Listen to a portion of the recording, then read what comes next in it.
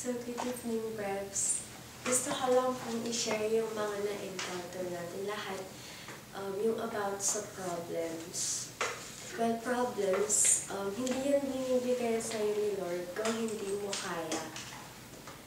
Ang problema, pwede ka magpaturo kahit kanino, pero mamili ka rin kung kanino mo sasabihin or kanino ka magpapa-advise. Kasi kapag hindi mo, kasi malay mo, yung mga pinagsabihan mo na iba, is yun din yung gagamitin nila against sa'yo. Kaya yun, kailangan mag-ingat sa mga pinagsasabihan ng mga problema.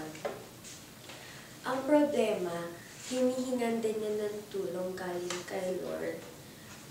Pero huwag i-rely lahat kay Lord because you need to do your part in solving the problem.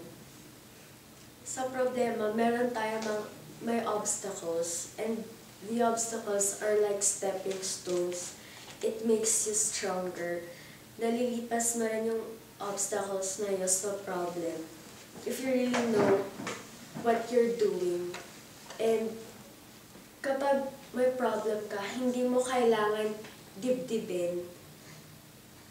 Kahit malaki man siya o maliit, just take it easy. Malilipas na yung problema na yun.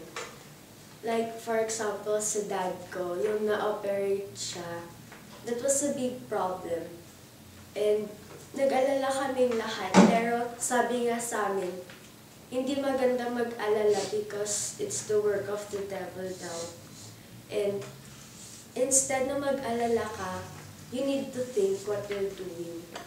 Kapag nag-aalala ang tao, is parang, baka mamatay si daddy, baka hindi na niya kaya, ganyan. Ang nag-iisip, hindi gagaling siya, pagdadasal natin siya, magiging malakas siya, ganon. Kaya, kapag may problema ka, you take it easy, kasi nalipas din yung problema ni dad. And after nun, naging masaya kami. And kapag problems will come, you need to have pack of advices sa parents mo, and you also need to obey sa mga advice na yun. Kasi if you don't, wala na lang mangyayari sa problema mo. Kaya kung may problema man tayo, we need to pray kay Lord, mag-think tayo sa Kanya kung nalipas yung problem.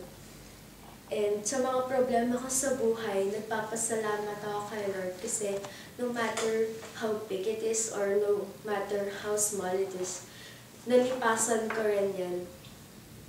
Buti na lang at tinulungan niya ako at tinulungan ko rin yung sarili ko para ma-solve yung problems namin sa family.